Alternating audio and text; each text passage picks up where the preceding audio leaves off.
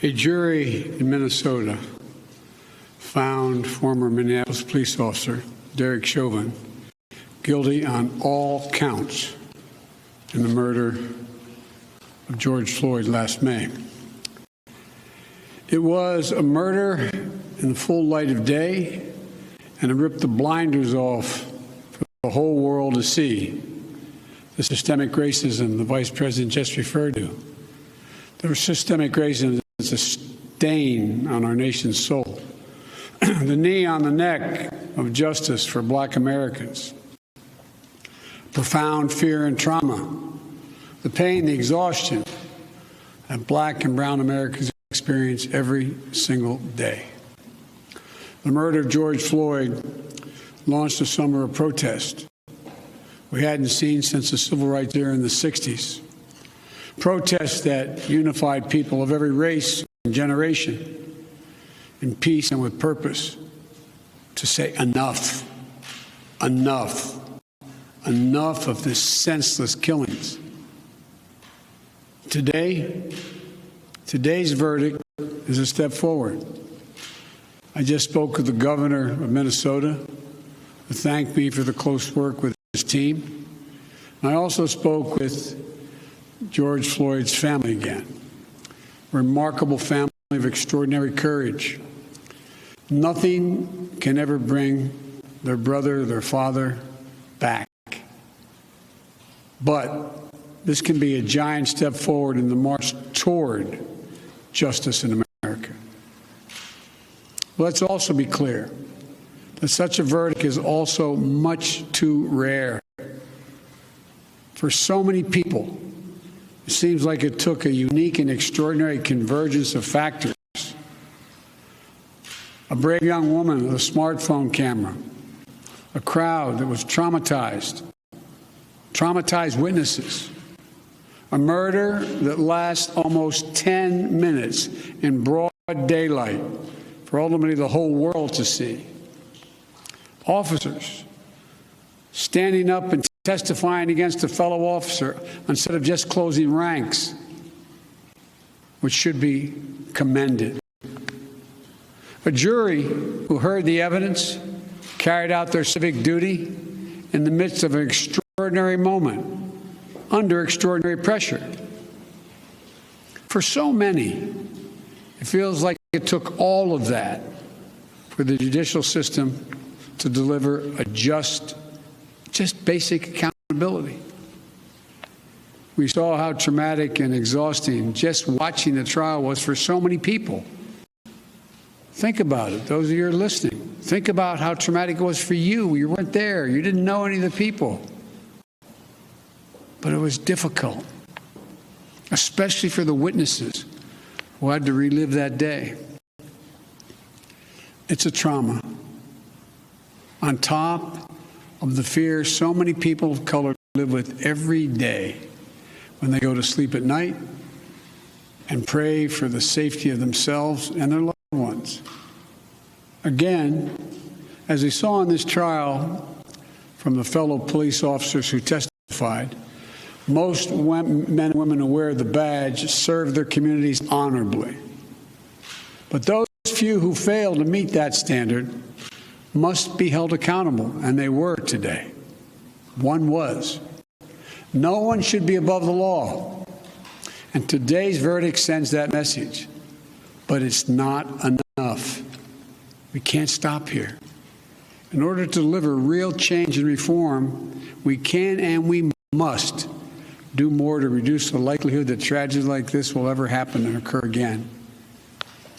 To ensure that Black and brown people, or anyone, so they don't fear the interactions with law enforcement, that they don't have to wake up knowing that they can lose their very life in the course of just living their life.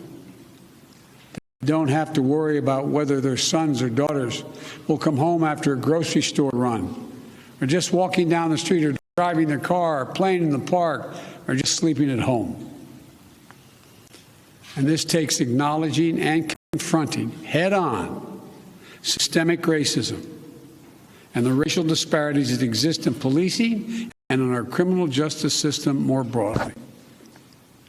You know, state and local government and law enforcement needs to step up, but so does the federal government. That's why I've appointed the leadership of the Justice Department that I have, that is fully committed to restoring trust between law enforcement and the community they are sworn to serve and protect. I have complete confidence in the Attorney General's leadership and commitment. I've also nominated two key Justice Department nominees, Vanita Gupta and Kristen Clark, who are eminently qualified, highly respected lawyers who have spent their entire careers fighting to advance racial equity and justice.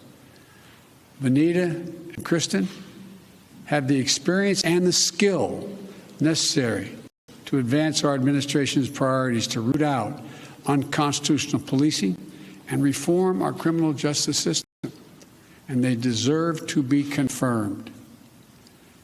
We also need Congress to act. George Floyd was murdered almost a year ago.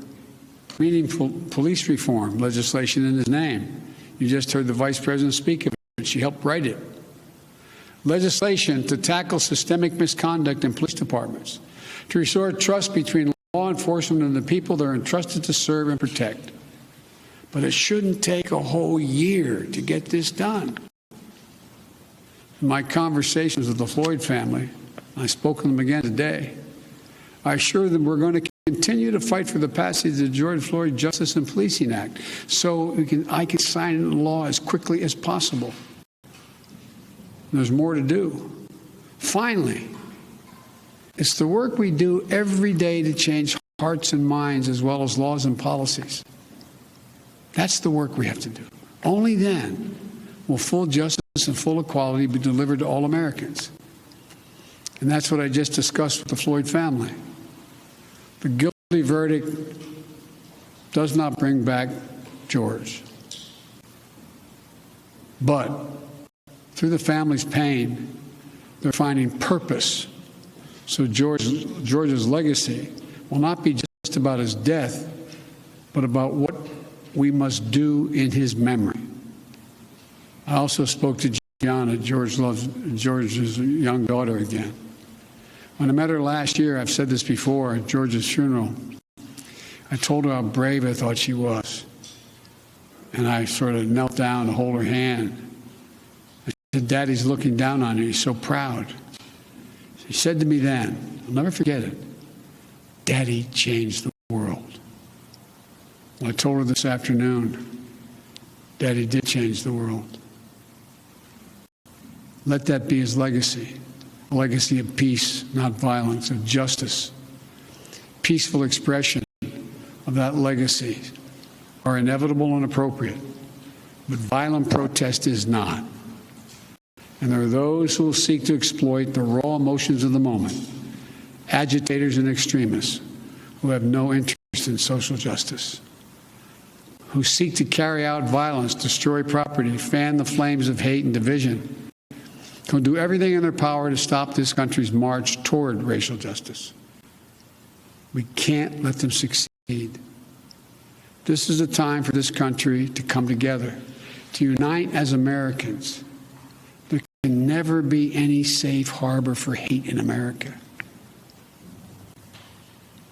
I've said it many times.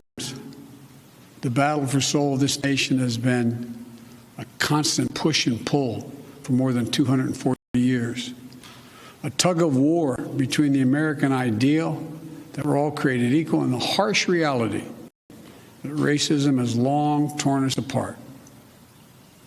At our best, the American ideal wins out.